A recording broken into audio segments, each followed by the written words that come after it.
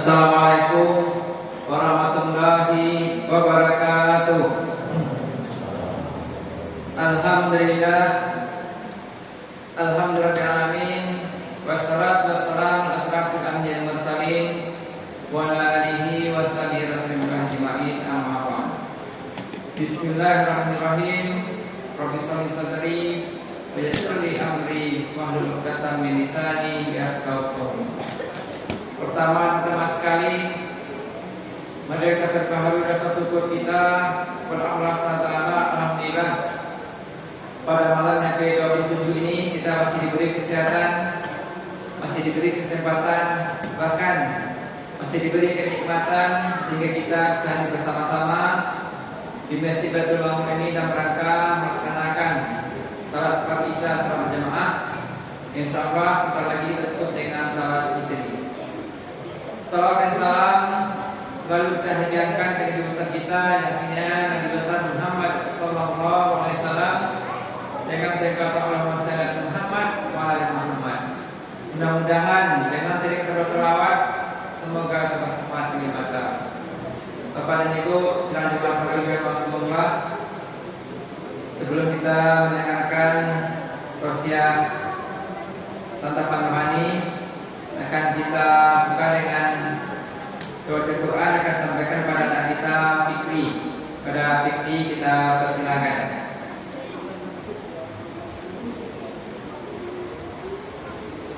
Ada Fikrinya.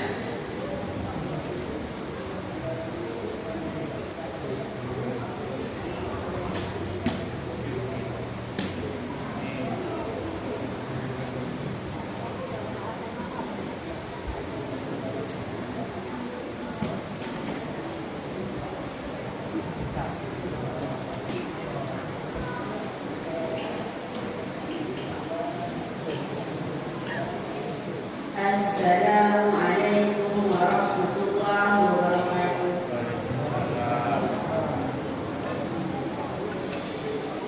A'udzu billahi minasy syaithanir rajim. Bismillahirrahmanirrahim.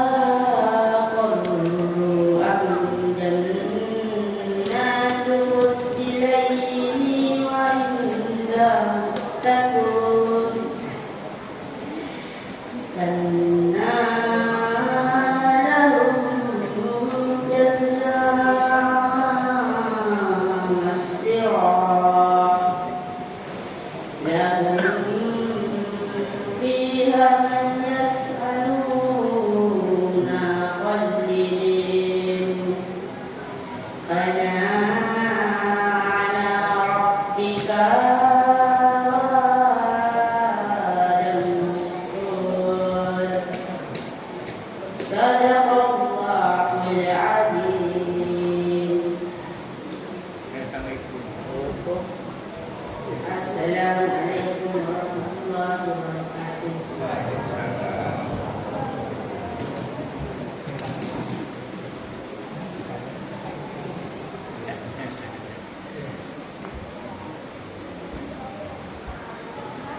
Terima kasih pada Nekta Fikri adalah kelas 6 MTA Baitul Ma'mur. Bapak Ibu, sebelum kita mendengarkan tausiah agama, kami satu pengurus akan menyampaikan beberapa informasi. Yang pertama, insyaallah kita salat Idul Fitri pada hari Jumat tanggal 21 April 2023 jam 7.30 di Masjid Baitul Ma'mur. Jadi sekali lagi kami berpesan pada Bapak Ibu, kaum muslimin dan muslimat, warga Pumas Baki dan sekitarnya, kita di Masjid Baitul Ma'mur salat Idul Fitri pada hari Jumat tanggal 21 April 2023 jam 7.30 di Masjid Baitul Ma'mur. Yang kedua, bagi Bapak Ibu yang belum membayarkan zakat fitrah, di Masjid Baitul Ma'mur sudah ada penelitian zakatnya yang insyaallah kita bagikan pada hari Kamis selesai pada zuhur, yaitu jam 1. Jadi bagi Bapak Ibu yang belum berzakat fitrah, silakan ke masjid dengan anggaran yang pertama sebesar Rp40.000, yang kedua Rp35.000, yang ketiga sebesar Rp30.000 atau dengan beras 10 tekong. Kalau ingin mengganti dia, rata-rata satu hari Rp20.000.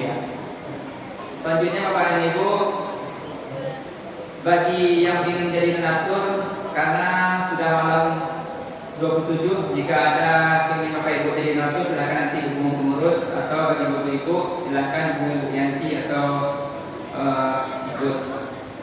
Selanjutnya akan kita dengarkan serta kampanye akan disampaikan oleh Ustaz kita Dr. Kandus Haji Salmadius MA. Pada Ustaz kita persilakan.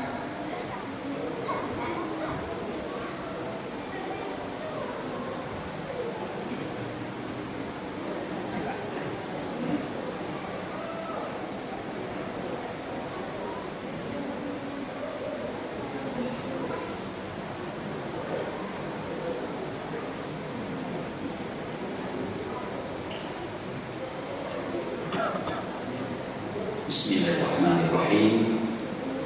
Assalamualaikum warahmatullahi wabarakatuh.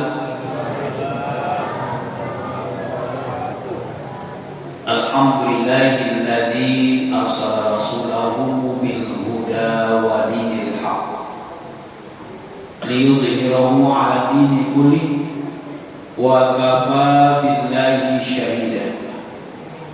Ashhadu an la ilaha illallah wa ashhadu anna Muhammadan abduhu wa rasuluh sallallahu alaihi wasallam la nabiyya ba'da. Wasma'u faqala Allah ta'ala fil Qur'anil Karim, a'udzu billahi minasy syaithanir rajim. Bismillahirrahmanirrahim. Man amila sholihan min zakarin aw unsa wa huwa mu'min falanuhyiyannahu hayatan thayyibah wa lanajziyannahum ajrahum bi ahsani ma kanu ya'malun. Shadaqallahul azim. Yang sama-sama hormati Bapak pengurus Masjid Baitul Ma'mur dan Bapak Ibu jamaah sholat Isya dan Tarawih yang dimuliakan Allah, teristimewa anak-anak kita yang masih hadir bersama kita malam hari ini, sekalipun pesantren Ramadan sudah ditutup. Biasanya kalau tutup pesantren, anak-anak kita ada lagi datang ke masjid. Ini masih ada bertahan anak kita beberapa orang, insya Allah. Jadi kita banggakan, kita sayangi. Mari kita selalu bersyukur kepada Allah. Alhamdulillah sampai malam yang ke-27. Malam hari ini Allah masih memberi kita nikmat kesehatan dan kesempatan, serta nikmat iman dan nikmat persaudaraan. Dengan nikmat tersebut kita telah berhadir untuk menunaikan sholat Isya berjamaah, yang insya Allah nanti kita tutup dengan sholat tarawih dan witir. Kemudian kita bersalawat kepada Rasulullah dengan ucapan Allahumma sholli ala Muhammad wa ala ali Muhammad. Bapak Ibu jamaah salat Isya dan tarawih yang dimuliakan Allah, bahasan kita malam hari ini bicara tentang kewajiban kita membayar zakat fitrah. Jadi ibadah Ramadan ini salah satu tujuannya adalah mendidik kita untuk punya sikap sosial, sikap peduli, suka membantu, suka menolong. Nah, sehingga namanya dikatakan oleh Rasulullah, siapa yang memberikan makanan kepada para berpuasa, maka dia dapat pahala seperti orang yang melakukan puasa tersebut. Sehingga banyak kesempatan kita untuk berbanyak ibadah. Lalu ketika kita berpuasa di siang Ramadan, kita merasakan haus dan lapar, letih. Nah, ketika itu harusnya terpikir oleh kita nasib kawan-kawan kita yang fakir dan miskin. Kita sudah langsung mengalami bahwa ada enaknya lapar, ada enaknya haus. Nah, lalu terpikir oleh kita, inilah yang dirasakan oleh kawan-kawan kita yang punya fakir dan miskin. Nah, sehingga pengalaman lapar haus itu hanya menggugah hati nurani kita untuk timbul sikap peduli, suka membantu kepada saudara-saudara kita yang fakir dan miskin. Kita sudah merasakan itu, ya, bagaimana tidak enaknya haus dan lapar. Nah, lalu ternyata tidak semua orang, walaupun sudah berhari-hari berpuasa, ya, sudah hampir selesai puasa Ramadan tahun ini, bisa saja ada di antara kita yang tidak terluka hatinya, tidak teringat olehnya kawannya yang fakir miskin. Nah, maka Allah wajibkan kepada kita secara sukarela ada timbul kesadaran membantu menolong orang yang fakir miskin, maka Allah wajibkan setiap pribadi kita untuk membayar zakat fitrah yang tujuannya adalah untuk kawan kita yang fakir dan miskin. Begitu cara Allah mendidik kita. Secara sukarela ada kesadaran. Ini diwajibkan lagi. Bahkan Allah kaitkan ibadah puasa Ramadan kita dengan pembayaran zakat fitrah. Selama zakat kita tidak kita bayarkan, maka ibadah puasa kita tidak diterima oleh Allah. Nah, oleh sebab itu, Bapak Ibu, inilah kewajiban kita yang harus kita lakukan sebelum kita berdaya seperti yang tadi sudah dilakukan oleh Pak Pengurus. Kita lebaran hari Jumat. Nah, di sebelum itu kita segerakan menanasi zakat fitrah. Lalu siapa yang berhak menerima zakat fitrah? Sudah ya sama dengan zakat mal. Ya, walaupun dalam hadis juga diprioritaskan yang fakir dan miskin. Tapi secara keseluruhan ada 8 golongan yang berhak menerima zakat. Di luar dari itu tentu tidak. Di dalam surat At-Taubah ayat yang ke-60, ya, Allah katakan, innamas shadaqatu lil fuqara wal masakin wal amilin 'alaiha wal mu'allafati qulubuhum wa fi riqab wal gharimin wa fi sabilillah wa ibnis sabil. Ini kelompok-kelompok yang berhak menerima zakat yang diinformasikan dalam surat At-Taubah ayat yang ke-60. Pertama adalah orang-orang yang fakir, kedua orang miskin, ketiga amil penerima zakat, ya, panitia, dan yang dilunakkan hatinya itu mu'alaf, orang baru masuk Islam, tadi dilunakkan hatinya dan tadi dia zakat, dan orang yang merdeka, apa saya ini tidak ada lagi ya teruskan. Kemudian orang-orang yang berhutang, ini berhutang bukan karena beli mobil, beli rumah bagus, tidak, tapi berhutangnya karena kebutuhan sekunder, kebutuhan ya makan minumnya, sehingga tidak mencukupi untuk kebutuhan makan minumnya, Yang keluarga harus tidak perlu tahu. Nah, itu yang dengan koordinir. Nah, jadi bagi Januari itu level terus masjid. Kemudian yaitu fisabilillah, ya, bimusabil dan fisabilillah. Itu orang-orang yang berhak menerima zakat. Sudah jelas ya, kita buat. Lalu timbul pertanyaan, ada pula kawan yang tinggi toleransinya, sehingga berdampingan orang non muslim, lalu dikasihkan zakat fitrah kepadanya atau zakat mal, boleh? Tidak, karena ada 4 yang tidak boleh menerima zakat. Pertama, keluarga Nabi. Kedua, orang yang berzakat yang punya tanggungan. Tanggungannya sudah anaknya, istrinya, ya, suaminya tidak berhak juga tanggungannya. Tidak kasih dia berzakat fitrah, ya, atau ayah ibunya. Kemudian ketiga, orang kaya. Yang keempat, orang non muslim, beda agama. Jika ada bapak ibu, ada kawan, ya, tinggi toleransi, kepada orang muslim kasihkan, tidak sah, tidak boleh, ya, kecuali dia sudah masuk Islam. Masuk Islam dia baru mualaf, masuk kategori dia berhak menerima zakat untuk menjinakkan hatinya supaya bertahan dalam keislamannya. Karena dia baru pindah agama, besar kemungkinan, ya, pengaruh keluarganya yang lama masih kuat untuk dia ditarik kembali kepada agama lamanya. Maka kita berikan zakat fitrah salah satu untuk menjinakkan hatinya. Itu. Tapi kalau belum Islam tidak berhak.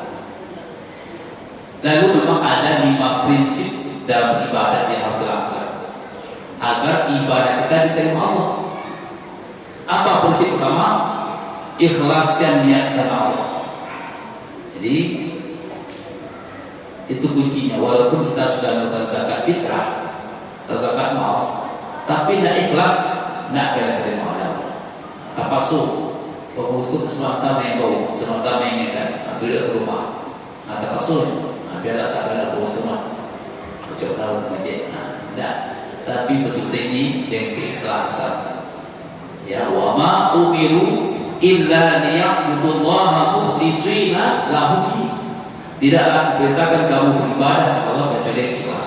Nah, itu ya prinsip pertama, syarat pertama ibadah yang diterima oleh Allah. Keikhlasan yang sangat menentukan. Nabi pun tegaskan innamal a'malu binniyat wa innamal likulli imrin ma nawa. Sesuatu tergantung niat kita. Yang kedua, syarat ibadah adalah benarkan cara ibadah kita. Ya, sebab benar caranya kita sesuaikan dengan petunjuk Al-Quran dan Sunnah. Belum ada ketentuan, keterangan yang kita lakukan. Ya, harus ada penjelasan, tuntunan baik dari Al-Quran ataupun dari Sunnah. Itu yang kedua prinsip ibadah. Benar caranya sesuai dengan tuntunan Al-Quran dan Sunnah. Makanya kalau kita tidak sesuai dengan tuntunan Al-Quran Sunnah, tentu kita akan terjebak kepada hal-hal yang bid'ah. Dengan tegas harus katakan al-bid'atu dhalalah, ad-dhalalatu finnar. Setiap yang bid'ah itu sesat, yang sesat itu pasti nanti tempatnya neraka. Nah, kalau kacau beribadah, tapi malah ya neraka yang tak boleh. Kenapa? Karena kita tidak sesuai dengan tuntunan. Nah, itu prinsip kedua. Sesuai dengan ya Al-Quran Sunnah. Yang ketiga, prinsip ibadah itu adalah kita beribadah semata-mata mengharapkan keridhaan Allah. Ya. Untuk mendapatkan ridha Allah butuh perjuangan. Perjuangan butuh pengorbanan. Seperti Ramadan ini kan banyak perjuangan kita. Ya, lebih-lebih disebut terakhir. Berjuang melawan rasa kantuk, kita itikaf di masjid disebut terakhir. Nah, berjuang kita untuk ya banyak ibadah. Nah, sehingga selama disebut terakhir waktu ini baru kita tingkatkan keimanan kita supaya paket khusus yang tersedia di sebelum akhirnya kita peroleh. Apa itu? Malam Lailatul Qadar. Itu dengan keimanan dan perjuangan kita harus katakan. Tak mungkin ingin katanya ya, bersantai apa adanya, harus dengan usaha ikhtiar yang maksimal. Nah, maka tingkatkan keimanan kita. Setelah kita berjuang untuk ya melakukan berbagai macam ibadah, melawan rasa kantuk, itu ya berjuang kita, pengorbanan kita, waktu kita korbankan, tenaga kita korbankan, pikiran, harta, bahkan jiwa siap kita korbankan. Itu prinsip baik. Kemudian yang keempat, prinsip baik adalah jangan cepat puas dengan ibadah yang sudah kita kerjakan. Tapi tanamkan di hati kata Rasulullah, ibadah kita belum seberapa, maka kita tingkatkan terus. Kalau kita kaitkan dengan Ramadan, Ramadan itu semakin ke ujung semakin tinggi nilainya. Nah, kita malah semua ibadah Ramadan hanya 10 pertama saja. 10 terakhir tidak ada lagi. Alhamdulillah syukurlah bapak ibu yang masih bertahan, yang masih kuat ya semangat untuk beribadah. Karena memang peluang untuk mendapatkan malam Lailatul Qadar adalah di 10 terakhir. Ya. Maka perjuangan juga sangat berat. Karena ada kaidah mengatakan al-ajru 'alal qadri masyaqqah. Pahala itu semakin besar nilainya jika sulit dan punya tantangan untuk mengerjakannya. Sesuatu yang besar tantangannya, sulit mengerjakannya, banyak ya godaannya, besar pahalanya. Contoh, Lailatul Qadar itu besar. Kata Allah, khairum min alfi syahrin. Lebih baik daripada 1000 bulan. 1000 bulan itu kalau kita jadikan tahun itu lebih kurang 83 tahun. Luar biasa. Satu malam beribadah, asamo beribadah 83 tahun. Nah, ini tentu dengan perjuangan dan ya semangat ibadah yang harus dilakukan untuk mendapatkan malam istimewa itu. Kemudian prinsip ibadah kelima, segera dilaksanakan, jangan tunda-tunda. Apalagi Ramadan ini, peluang hanya tinggal 3 hari lagi. Ramadan tahun depan belum tentu kita ada kehidupan. Tidak ada yang bisa menjawab. Kita yakin tahun besok masih ada kehidupan, masih hidup kita. Mungkin inilah Ramadan yang terakhir dalam hidup kita. Nah, itu maka tingkatkan semangat ibadah kita. Ya. Ramadan ini kan mendidik kita dalam bentuk pendidikan spiritual. Kemarin saya sampaikan ceramah di Steba, Masjid Munawwarah, Masjid Al-Hidayah, Steba. Saya sampaikan pendidikan Ramadan adalah pendidikan spiritual untuk kita semua. Apa pendidikan spiritualnya? Kita singkat dengan pelajaran ya, sekolah anak kita, TK, SD, SMP, SMA, S1, S2, S3.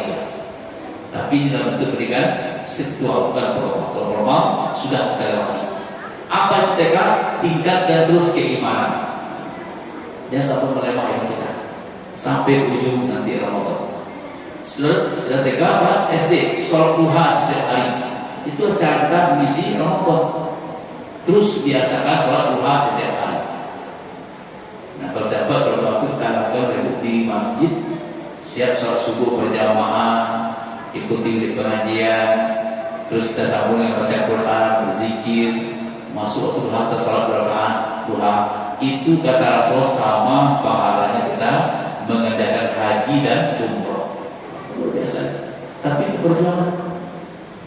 Itu kalau saya Assalamualaikum ke rumah muncul bilang, alangkah baiknya kita sambung berapa saat lagi sebelum masuk waktu duha, bertahan kita. Ya, baca Al-Quran, banyaklah zikir, doa, lalu tutup dengan sholat duha di awal waktu. Kalau ada sholat suruh, yang pastinya sholat duha di awal waktu. Nah, ini untuk menutupi ibadah kita selesai sholat subuh. Nah, terus setelah SD, SMP, sholat malam berbanyak. Kalau siang ada duha, malam ada tahajud. Nah, ada pula orang tanya, Ustaz, awak kalau selesai tarawih, asal witir, itu mengapa tahajud balik? Tidak ada larangan tahajud, maka disuruh oleh Allah dan Rasul. Wa minal laili fatahajjad bihi nafilatan lak asa ayyam rabbuka maqaman mahmuda. Sebagai malam bangun atau Allah untuk melakukan ibadah tambahan qiyamul lail. Dengan demikian Allah akan mengangkat derajatmu ke tempat yang terpuji. Terpuji di dunia, terpuji di akhirat. Yang tak boleh itu apa? Selesai kita sholat tahajud jangan witir lagi. Karena ada hadis mengatakan tak boleh witir 2 kali dalam semalam. Pertama witir nanti selesai tarawih. Kok jago, lalu istirahat, bangun jam 2, jam 3, sholat tahajud kita sebelum sahur. Lalu jangan ditutup dengan witir. Kalau witir lagi, 2 kali lagi. Nah, tinggalkan witir, ya. Yang kedua itu tidak usah witir lagi, cukup sholat tahajud saja. Ini yang kita sebut dengan SMP sholat tak berbanyak. Jangan cukup dengan sholat tarawih dan witir saja, tanpa dengan sholat tahajud. Kemudian setelah SMP, SMA, selalulah membaca Al-Quran. Di Ramadan kita punya target minimal tamat 1 kali. Kalau kini lah malam ke-27, seperti lah 27 juz. Harusnya itu. Ijazah. Agar kita bisa hafal minimal 1 kali. Kemudian setelah SMA, S1, sedekah atau infak setiap hari. Biasakan bersedekah, berbanyak sedekah kita. Sebab itu, ketika nanti orang sudah berada sakratul maut, lakomal kau meninggal, lalu dia minta tangguhkan kematiannya kepada Allah. Ya Allah, tolong tunggu kematiannya kini orang meninggal ya Allah. Lagi yang berkesempatan untuk bersedekah. Itu terkadang ini bersedekah. Kata mereka, oh, kini dia terkadang dulu kamu. Dan mungkin lagi ya. Ditangguhkan kematian kita karena kita ingin terlebih bersedekah. Nah, peluang inilah yang kita manfaatkan. Lebih sekarang di bulan Ramadan. Ya. Kemudian setelah S1 sedekah, infak, S2 sambung silaturahim. Ya, hablum dan nasab perbaiki. Pada di kawasan kota bertegur sapa dan beloan kita tidur dia. Bersolat kesadi kesalami. Ya, ini cara kita yang sampai memutus silaturahim. Sebab kalau hanya hablum nafsu saja bagus, ibadah banyak, tapi rusak hablum minas kita, tidak bisa masuk surga. Bahkan nanti kata Rasul, kita jadi orang muflis. Apa itu muflis? Bangkrut nanti datang mau amal sholat, amal puasa, zakat, haji, infak, zakat, puasa, tapi hanya bisa lihat ya, pahala itu banyak. Membunuh palanya, tapi malaikat atid menurunkan catatan. Ya Allah nih catatan saya atas diri orang. Hampir setiap hari dia menyakiti orang lain, fitnah, menggunjing, buruk sangka, iri hati, dengki, macam ada catatan. Nah kata Allah kalau itu pindahkan, ambil palanya, pindahkan ke orang yang pernah sakit. Dia banyaknya baru habis amalnya untuk mengganti kesalahan. Itu yang dikatakan bangkrut nanti dia. Kenapa? Rusaknya hablum minan nas. Nah, ini didikan Ramadan. Tidak hanya hablum namu saja, tapi juga hablum minan nas juga kita berbagi. Sehingga sebelum masuk Ramadan kita saling memaafkan. Ketika nanti kita berlebaran wilayah, kita juga saling mengunjungi satu sama lain, ya untuk memperkokoh silaturahim, saling memaafkan satu sama lain. Begitu caranya. Terakhir, puncak keimanan ataupun ibadah yang terdapat di Ramadan atau pendidikan adalah S3. S3, sholat setiap hari selalu berjamaah. Nah, ini bukti hasil nanti ibadah Ramadan berhasil, sehingga nanti di luar Ramadan kita tetap terbiasa ke masjid sholat berjamaah setiap waktu. Bukan hanya di Ramadan saja kita berjamaah, tapi juga di bulan-bulan yang lain. Nah inilah pendidikan spiritual yang diberikan di Ramadan untuk kita semua. Mudah-mudahan kita semua dapat mengamalkan ini dan pada akhir kita semua hendaknya kembali kepada Allah dengan husnul khotimah. Amin ya rabbal alamin. Baik, maaf. Assalamualaikum warahmatullahi wabarakatuh.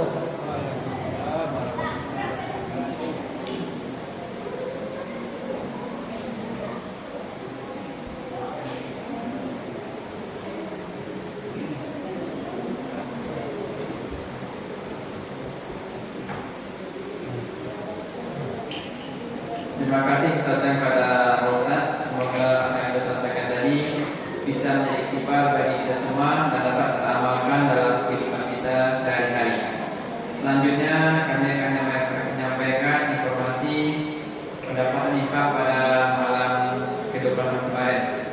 Infak pembangunan sebesar Rp160.000, infak anak yatim Rp200.000, MDTA Rp4.500, infak sosial Rp96.000, infak subuh Rp550.000, totalnya Rp1.091.500. Sebagai informasi untuk kurun subuh besok akan disampaikan oleh kita Buya Bainullah dan jawab semalam Ustaz Ukin Bismas Pori SHMH. Demikian saja yang dapat disampaikan. Mohon maaf jika salah dan kurangnya. Wabillahi taufiq wal hidayah. Wassalamualaikum warahmatullahi wabarakatuh.